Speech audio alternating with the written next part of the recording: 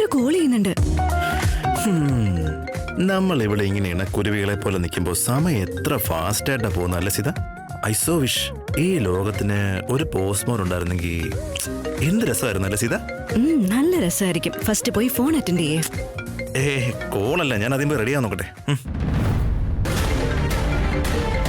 റാം ആരോ വിളിച്ചോണ്ടേ ഇരിക്കുന്നുണ്ട്. സീത, അവരോട് ഞാൻ 10 മിനിറ്റ് കൊണ്ട് റെഡിയായിട്ട് അങ്ങോട്ട് വിളിക്കാന്ന് പറ. ഓക്കെ? ഹലോ,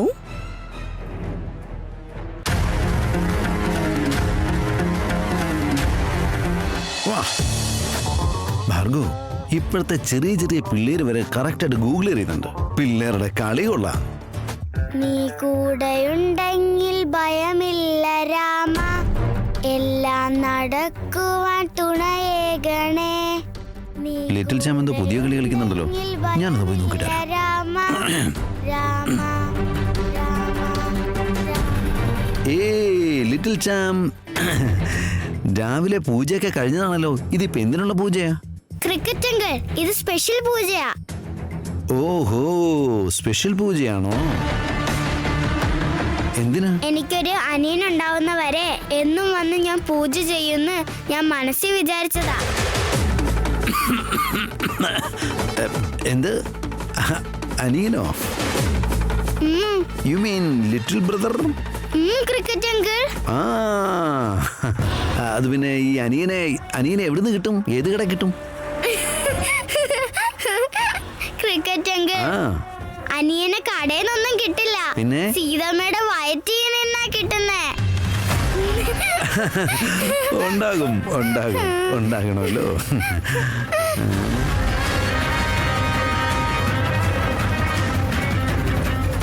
കേട്ടില്ലേ ഭാർഗു, ഞാൻ പറഞ്ഞിരുന്നില്ലേ, നീ നടക്കണമെന്ന് ആഗ്രഹിക്കുന്നതിന്റെ എക്സാക്ട് ഓപ്പോസിറ്റാ കാര്യങ്ങൾ നടക്കുന്നേ.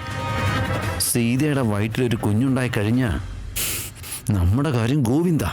ഇവളുടെ മനസ്സിൽ ഇപ്പൊ അനിയൻ എന്നുള്ളൊരു ചിന്ത എങ്ങനെ വന്നു? അതിന് സീത എങ്ങനെ അനുവദിച്ചു? ആർക്കറിയാം ഭാർഗു, സീത ഒന്നുകൂടെ ടോസ് ഇട്ടിട്ട് ഡിസിഷൻ ചേഞ്ച് ചെയ്താണല്ലോ. അവരെന്തൊക്കെ ഡിസൈഡ് ചെയ്താലും അത് നടക്കാൻ ഞാൻ കൂടി സമ്മതിക്കണ്ടേ? പക്ഷെ അതൊന്നും നമ്മുടെ കയ്യിലല്ലല്ലോ ഭാർഗു. ബാറ്റും അവരുടെ കയ്യില്, ബോളും അവരുടെ കയ്യില്, പിച്ചും അവരുടെ. ദേശായി കുടുംബം എന്റെ കൈകളിലുള്ളത്. ഈ സ്വത്തൊക്കെ ലഭിക്കേണ്ടത് എന്റെ മോന് മാത്രമാണ്, അല്ലാതെ ഏതെങ്കിലും രാമന്റെ മകനല്ല.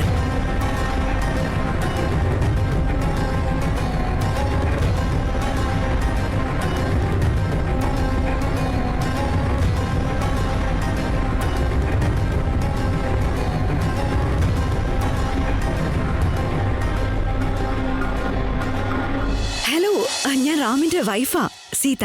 ഓ, സിഹിയുടെ അമ്മയാണോ? സിഹിയുടെ അമ്മയാ ഞാൻ റാമിന്റെ ഫ്രണ്ടാ. അറിയാം, അവര് നിങ്ങളെ കുറിച്ച് ഒരുപാട് പറഞ്ഞിട്ടുണ്ട്. Hope something good. അദ്ദേഹത്തിന്റെ ഫ്രണ്ട്സിനെ കുറിച്ച് അദ്ദേഹം നല്ലത് മാത്രമേ പറയാറുള്ളൂ. വണ്ടർഫുൾ. ഭർത്താവിനെ കുറിച്ച് നല്ല അഭിപ്രായമാണല്ലോ. Lovely. I think I should meet you. നിങ്ങളെ, റാമിനെ and the most sweet child on the earth Sihi, നിങ്ങൾ 3 പേരെ ഒന്ന് മീറ്റ് ചെയ്യണം. തീർച്ചയായും മീറ്റ് ചെയ്യാം. എടാ ശ്യാമേ, ഹേ റാം, നീ എന്ന് മുതലാണ് ഈ ഡിക്റ്റേറ്റീവ്സിന്റെ പണിയൊക്കെ ചെയ്തു തുടങ്ങിയത്? അല്ല, നിനക്ക് എന്റെ മകളെ എങ്ങനെ അറിയാം? എല്ലാം ഒരു കോയിൻസിഡൻസ് ആടാ.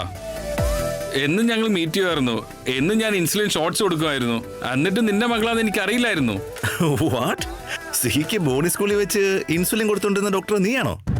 യാ മാൻ. സത്യമായിട്ടും സിഹി നിങ്ങളെ കുറിച്ച് കുറെ കാര്യങ്ങൾ പറഞ്ഞിരുന്നു. ഡോക്ടർ അങ്കിളിന് മാജിക് കാണിച്ച് വേദനയില്ലാതെ ഇഞ്ചക്ഷൻ എടുക്കാൻ അറിയാന്നൊക്കെ. വാവ്, സിഹി എന്നെ കുറിച്ച് പറഞ്ഞിരുന്നു. ഓ, കൊണ്ടുവന്നപ്പോ തൊട്ട് നിങ്ങളെ കുറിച്ച് മാത്രമാ പറഞ്ഞുകൊണ്ടിരിക്കുന്നെ. നിങ്ങളോട് ബൈ പറയാൻ പറ്റില്ല എന്ന് പറഞ്ഞ് വിഷമിച്ചിരിക്കായിരുന്നു. How sweet of her. എന്നെ ഓർക്കുന്നുണ്ടല്ലോ. എന്നെ മറന്നു കാണുമെന്നാണ് ഞാൻ കരുതിയത്. She is such a precious child. I am too jealous of you and Ram. എനിക്ക് ഇങ്ങനെ ഒരു കുഞ്ഞില്ലാത്തതിനെ ഓർത്ത്. പറഞ്ഞത് സത്യ. അവളെ പോലെ ഒരു മകളെ എനിക്ക് ലഭിക്കില്ല, എന്നെ പോലെ ഒരു അച്ഛൻ ആർക്കും ലഭിക്കില്ല. യാ, ഐ എഗ്രി. എന്നിട്ട് സിഹ എവിടെ? ഒന്ന് സംസാരിക്കാൻ കഴിയോ? ശ്യാമേ, അവളോട് അത്ര എളുപ്പത്തിലൊന്നും സംസാരിക്കാൻ പറ്റില്ല. അവളെ കാണണം, അവളോട് സംസാരിക്കണം എന്നുണ്ടെങ്കിൽ നീ എന്തായാലും വീട്ടിലേക്ക് വരണം. എന്നാ വരുന്നത് ആദ്യം പറഞ്ഞേ. ഹേയ്, സിഹി നിന്റെ മോളാന്ന് അറിഞ്ഞിട്ട് ഞാൻ വീട്ടിലോട്ട് വരാതിരിക്കോ? ചിലപ്പോ നീ വിളിച്ചില്ലെങ്കിലും ഞാൻ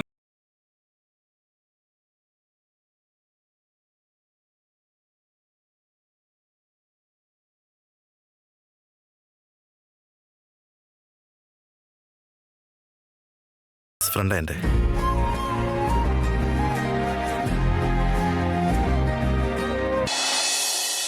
സിഹി, അഥവാ നിനക്കൊരു അനിയനുണ്ടായാല്? നല്ല കാര്യമല്ലേ? എന്റെ അനിയന് ഞാൻ ടോയ്സ് ഒക്കെ കൊടുക്കും, അവന്റെ കൂടെ കളിക്കാൻ പറ്റും, അവന്റെ കൂടെ ടൈം സ്പെൻഡ് ചെയ്യാൻ പറ്റും. നല്ല രസമായിരിക്കില്ലേ? ആണോ? പക്ഷെ എനിക്കെങ്ങനെ തോന്നുന്നില്ലല്ലോ. അഥവാ നിനക്കൊരു അനിയനുണ്ടായാ പിന്നെ നിന്റെ കാര്യങ്ങൾ നോക്കാൻ അവർക്ക് എങ്ങനെ സമയം കിട്ടും? ആണോ? നിനക്കൊരു അനിയനുണ്ടായി എന്ന് വെച്ചോ, അവനെ നോക്കണം, അവനെ കഴിക്കാൻ കൊടുക്കണം, അവനെ കളിപ്പിക്കണം, പിന്നെ അവനെ കുളിപ്പിക്കണം. അങ്ങനെ അവന്റെ കാര്യം എപ്പോഴും നോക്കുമ്പോ പിന്നെ നിന്റെ കാര്യം ആരെ നോക്കും? പാവം, നമ്മുടെ സിഹിമോൾ ഒറ്റയ്ക്കായി പോവല്ലോ. ആണോ? അച്ഛാ, ഏയ്, അച്ഛാ, ലിറ്റിൽ ചാം, അച്ഛാ. നീ ഇപ്പൊ എന്തിനാ അച്ഛനെ വിളിക്കുന്നേ? ഭാർഗു, ഗൂഗിൾ അടിച്ചു വരുമോ?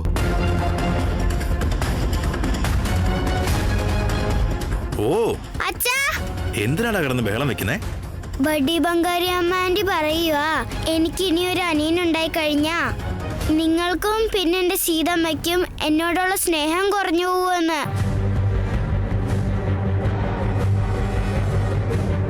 ആരങ്ങനെ പറഞ്ഞ? ബഡ്ഡി ബംഗാരി അമ്മ ആന്റി. എന്നിട്ട് അവരെവിടെ? അവിടെ ഉള്ളേ.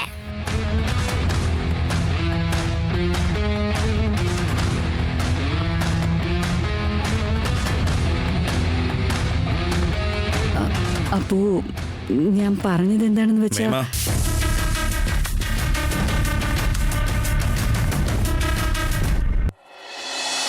ഹാ ഡോക്ടർ. ഹാ, ഞാൻ ഒറ്റയ്ക്കാണ് പോകുന്നത്. റിപ്പോർട്ട്സ് എല്ലാം റെഡിയാണ്, ഞാൻ കൊണ്ടുപോയിക്കോളാം. Thank you. അല്ല മോനെ, ഡോക്ടറോട് ഒറ്റയ്ക്കാ പോകുന്നെന്നൊക്കെ പറഞ്ഞല്ലോ, പ്രിയെ കൊണ്ടുപോകുന്നില്ലേ? ഇല്ല, ഞാൻ ഒറ്റയ്ക്കാണ് പോകുന്നത്. അവള് പതിയെ റെഡിയായി.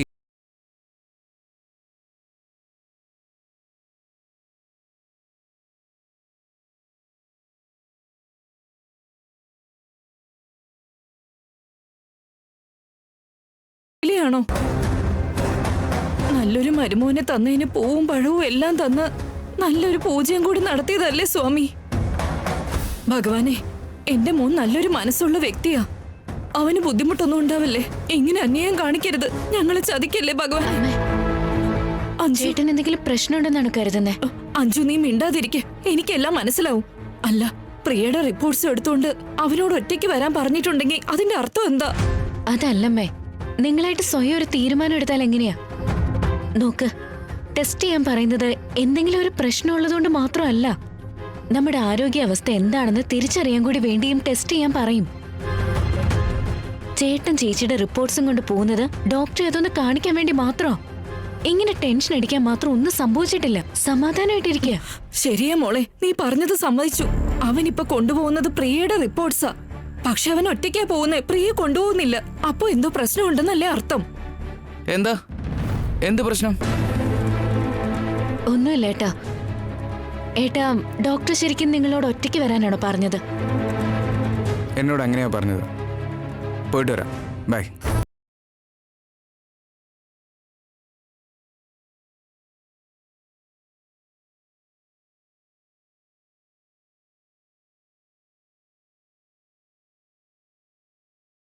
ഏട്ടാ, കുഴപ്പമൊന്നുമില്ലല്ലോ അല്ലേ? ഇതെന്താ എങ്ങനെ ചോദിക്കുന്നേ? നിങ്ങളെല്ലാവരും മനസ്സിലാക്കാറുണ്ട്. പക്ഷെ നിങ്ങളെ മനസ്സിലാക്കാൻ വേണ്ടി ആരെങ്കിലും വന്നാ അതിനൊരു അവസരം പോലും കൊടുക്കാതെ ഒറ്റയ്ക്കങ്ങ് നിന്നുകളെ.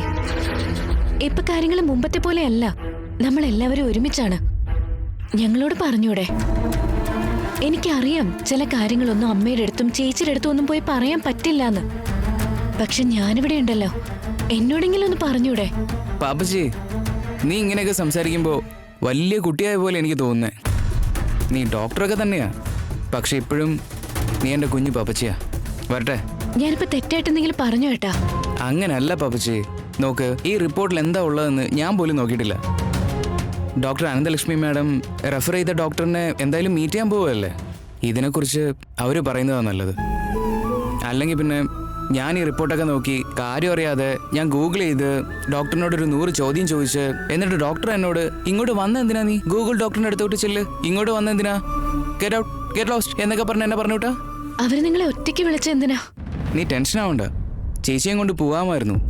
പക്ഷെ അവള് കുഞ്ഞിന്റെ കാര്യത്തിൽ വളരെ സെൻസിറ്റീവ് ആയിട്ടുണ്ട്. അപ്പൊ പിന്നെ ഡോക്ടർ പറയുന്ന ഓരോ കാര്യങ്ങളും അവൾക്ക് നെഗറ്റീവായിട്ടേ തോന്നുള്ളൂ. സോ അവള് വരാതിരിക്കുന്നതാ നല്ലത്. അതുകൊണ്ടായിരിക്കും ഡോക്ടർ അനന്തലക്ഷ്മി മാഡം എന്നോട് ഒറ്റയ്ക്ക് പോകാൻ പറഞ്ഞത്. ചേട്ടന്ന് ഞാനും കൂടെ വന്നോട്ടെ? വേണ്ട വേണ്ട, ഞാൻ ഒറ്റയ്ക്ക് പോയി വന്നോളാം. പ്രിയെ കൂട്ടാതെ നിന്നെയും കൊണ്ടുപോയി കഴിഞ്ഞാൽ പ്രിയ അമ്മയും ഓ എന്തോ പ്രശ്നമുണ്ട് എന്ന് കരുതി ടെൻഷൻ ആവും. അങ്ങനെ ഒരു സീൻ ക്രിയേറ്റ് ചെയ്യണ്ട. അതും സത്യ. പാവം ചേച്ചി ഓൾറെഡി നല്ല ടെൻഷനിലുള്ളത്. നിങ്ങൾ പോയിട്ട് വാ, ദൈവം കൂടെയുണ്ട്, നല്ലത് മാത്രമേ വരൂ. ഹേയ്, ചുമ്മാ പേടിപ്പിക്കില്ല പാപ്പച്ചി. ഞാൻ പേടിപ്പിച്ചതാണോ ഏട്ടാ? നീ ഒരു ഡോക്ടറിന്റെ സ്ഥാനത്ത് നിന്ന് ഞാനൊരു ഡോക്ടറിനെ കാണാൻ വേണ്ടി പോകുമ്പോ ദൈവം കൂടെ ഉണ്ട് എന്ന് ധൈര്യം തന്നെ നീ പറഞ്ഞേക്കുമ്പോ ഞാനത് കേട്ട് സമാധാനപ്പെടണോ അതോ പേടിക്കണോ? നീ തന്നെ പറ. പേടിക്കാൻ മാത്രം ഒന്നുമില്ല ഏട്ടാ, എല്ലാത്തിനും മുകളിൽ ഒരു ദൈവമുണ്ട്. നോക്ക്, നിങ്ങൾ ആദ്യം പോവാൻ നോക്ക്, ലേറ്റ് ആവുന്നുണ്ട്. Okay madam, thank you, by.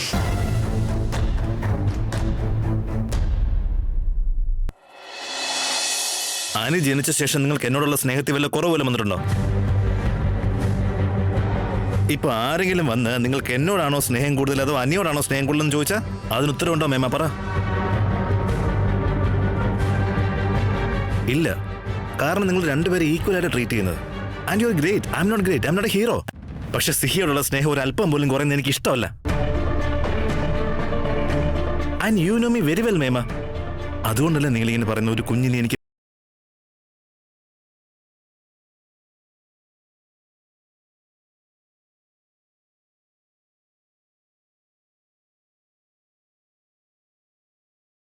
ഇല്ല. അവൾക്ക് പറഞ്ഞ് മനസ്സിലാക്കി കൊടുക്കാൻ ഞാൻ ട്രൈ ചെയ്യുമായിരുന്നു.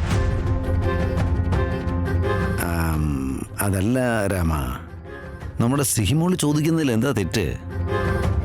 ഈ കാര്യത്തിൽ ഞാൻ ലിറ്റിൽ ചാമ്പിന്റെ കൂട്ടത്തിലാണ്, അവളുടെ ടീമിലാണ് ഞാനും. മേമ, എന്തു പറ്റി മേമ? What's wrong? ഒന്നുമില്ലപ്പോ, നിന്നെ എടുത്ത് വളർത്തിയവളാ ഞാൻ, നിന്നെ പോറ്റിയത് ഞാനാ. നിന്റെ കുഞ്ഞിനെ എടുത്ത് കളിപ്പിക്കണമെന്ന് എനിക്ക് ആഗ്രഹം ഉണ്ടാവില്ലേടാ.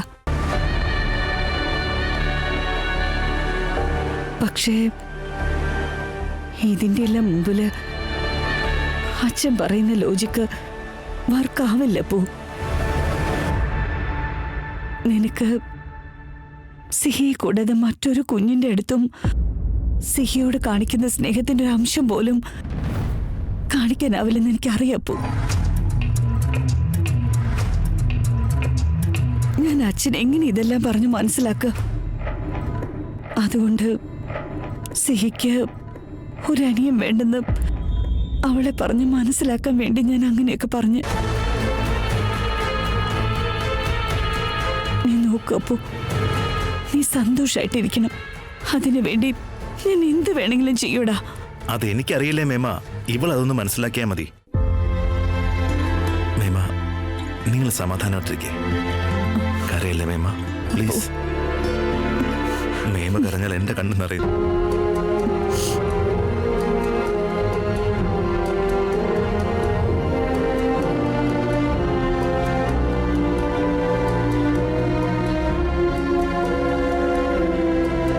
സിഹിമോളെ, അച്ഛൻ പറഞ്ഞതൊക്കെ നീ കേട്ടില്ലേ? മോൾക്കൊരു അനിയൻ വരാൻ പോകുന്നില്ല. ആ ദൈവം നിന്നെ ചിലപ്പോ ഒരു പക്ഷെ അനുഗ്രഹിച്ചേക്കും. നിന്റെ അച്ഛൻ നോ ചാൻസ്. അച്ഛൻ എനിക്ക് ചോദിക്കുന്ന എല്ലാം തരുമല്ലോ, അപ്പൊ എനിക്ക് അനിയനെയും തരും.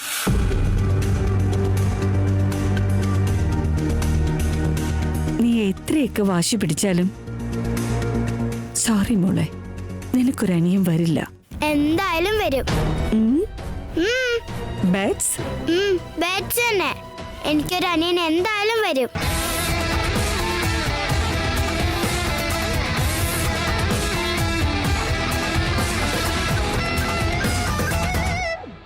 May I come in, sir? Yeah, please come. Have a seat. Hello sir, Ashok. Hi. എൻ്റെ വൈഫാ പ്രിയ. ഡോക്ടർ അനന്തലക്ഷ്മി മാം പറഞ്ഞിട്ടുണ്ടാവും. പറഞ്ഞിരുന്നു. ആക്ച്വലി ഞാൻ ഒറ്റയ്ക്ക് വന്ന് മീറ്റ് ചെയ്യുന്നതായിരിക്കും നല്ലതെന്ന് പറഞ്ഞിരുന്നു. എൻ്റെ വൈഫാണെങ്കിൽ ഈയിടെയായിട്ട് ചെറിയ ചെറിയ കാര്യങ്ങൾക്കൊക്കെ ഇമോഷണൽ ആവുന്നുണ്ട്. അതുകൊണ്ട് ഞാൻ ഒറ്റയ്ക്ക് വരുന്നത് നല്ലതെന്ന് തോന്നി. ലക്ഷ്മി മാം എല്ലാം പറഞ്ഞിരുന്നു.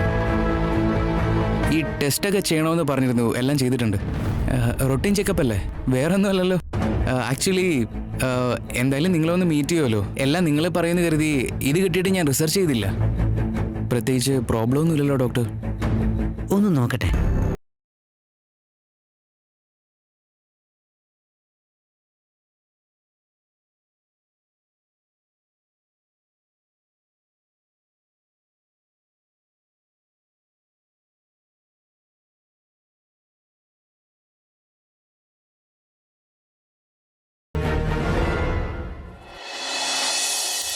അച്ഛാ ദാ പിടിച്ച്.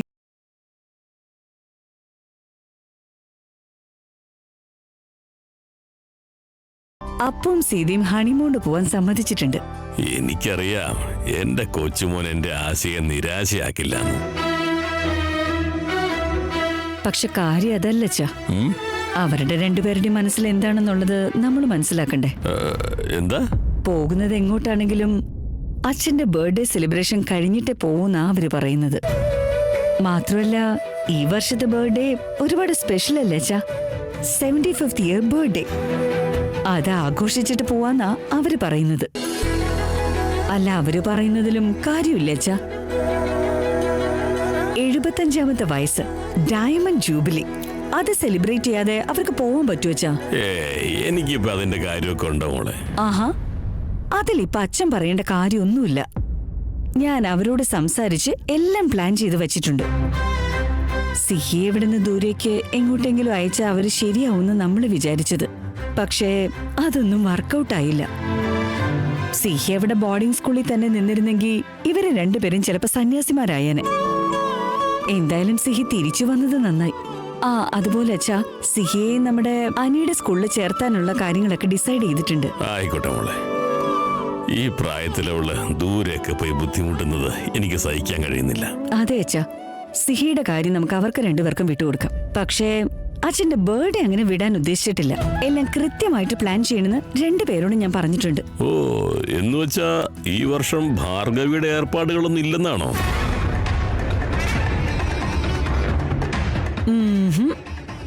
നത്തി. ഇനി എന്തുണ്ടെങ്കിലും സീതയും രാമനും നോക്കിക്കോളും. അച്ഛാ, ഇപ്പൊ അച്ഛന് സന്തോഷായില്ലേ? ചോദിക്കേണ്ട കാര്യമുണ്ടോ? വലിയ സന്തോഷായി. അവരുടെ ആഗ്രഹം പോലെ ആവട്ടെ.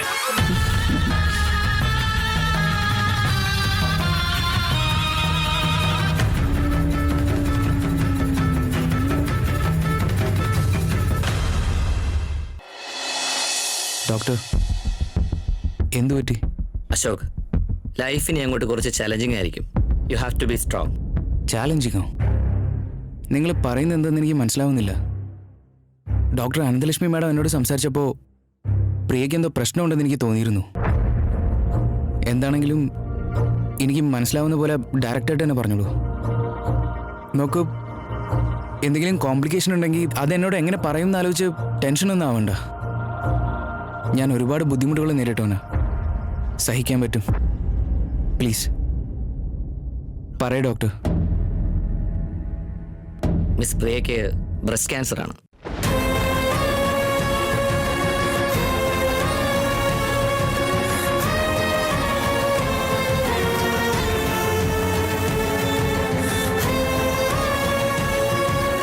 ബ്രസ്റ്റ് ക്യാൻസറോ? നോ. എന്തെങ്കിലുമൊക്കെ പറയരുത് ഡോക്ടർ.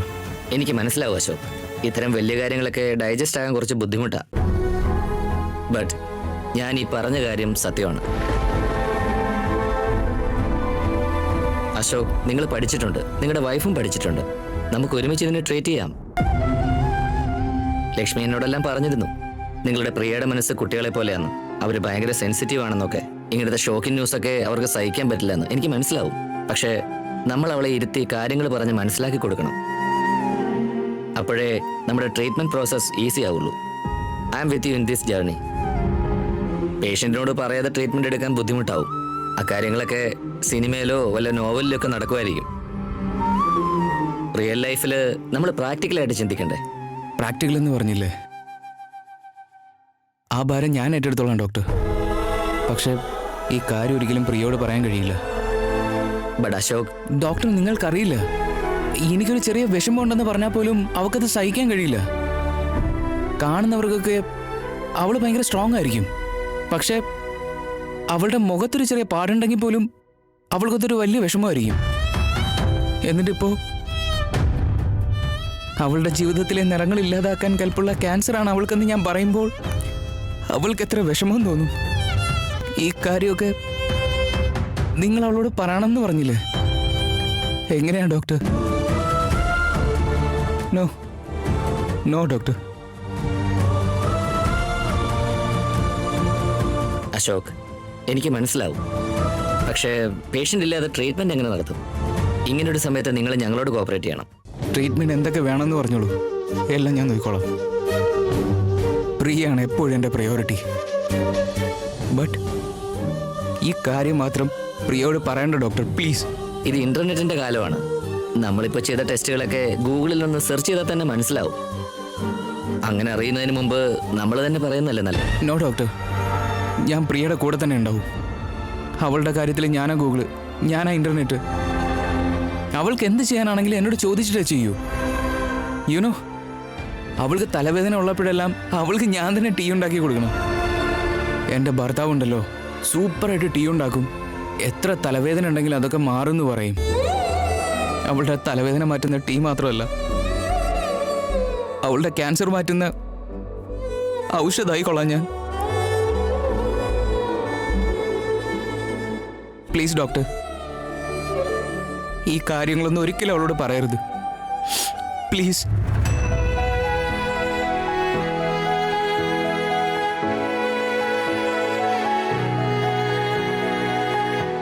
നീ ഇല്ലാതെ ജീവിക്കാൻ എനിക്കും കഴിയില്ല. എപ്പോഴും എൻ്റെ കൂടെ തന്നെ ഉണ്ടാവില്ലേ?